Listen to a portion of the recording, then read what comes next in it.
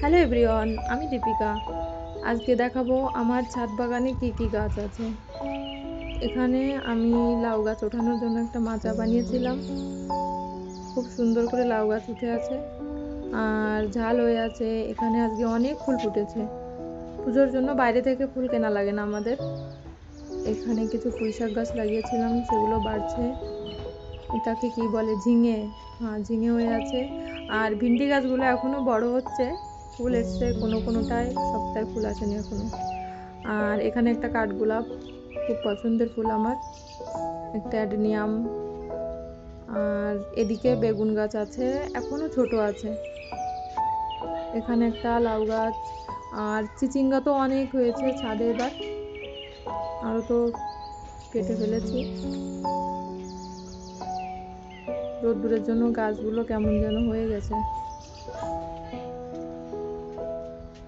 এখানেও অনেকগুলো ঝিঙে হয়ে আছে।